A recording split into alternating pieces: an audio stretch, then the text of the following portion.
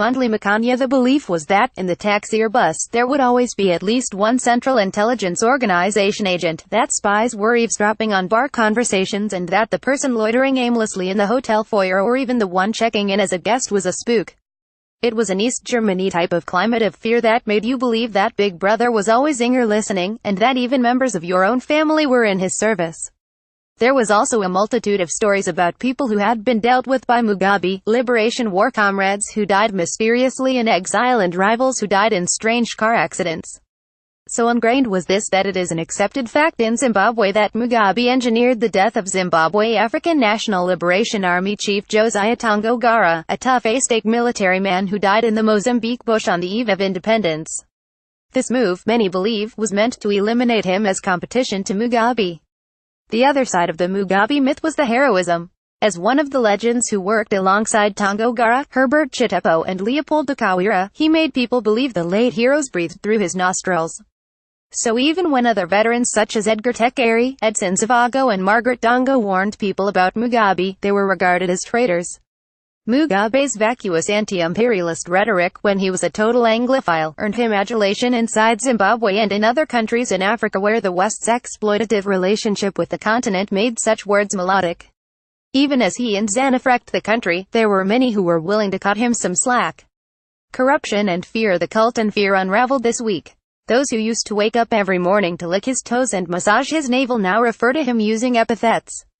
What did not unravel was the liberation movement cult that still persists within the ranks of ZANU and its support base. This liberation mythology is what has hobbled democracy, justice, and development in our region. Once in power, liberation movements inculcate in the people the belief that they are holy and are the only institutions capable of looking after the countries they run. Armed with this religious message, they proceed to do all manner of things unholy and work against the people and their freedom. The People's Movement for the Liberation of Angola has spent the better part of its 42 years in power plundering that country's resources. To live a decent life, you have to be connected to the movement somehow. To live a good life, you have to be in the senior ranks of the party and in the party-aligned security establishment.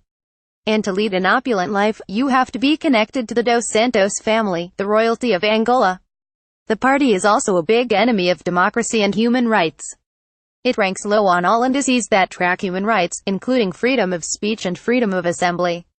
The Mozambique Liberation Front's corruption is legendary. What is worse in that country is that the elements of the governing party and the security establishment have been linked to organized crime. Mozambique's human rights record is also appalling.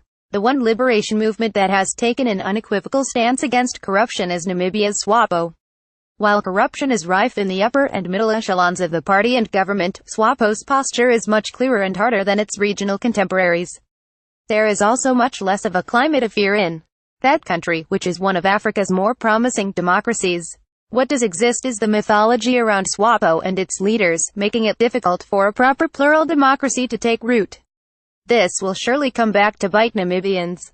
In South Africa, we are all too familiar with how the most ardent instigators and beneficiaries of corruption and state capture preach about how their political party and its generations of cadres have given over a century of selfless service to the people.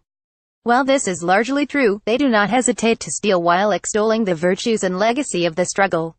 In a very sick way, they dangle liberation mythology in front of citizens to distract from their bad missions.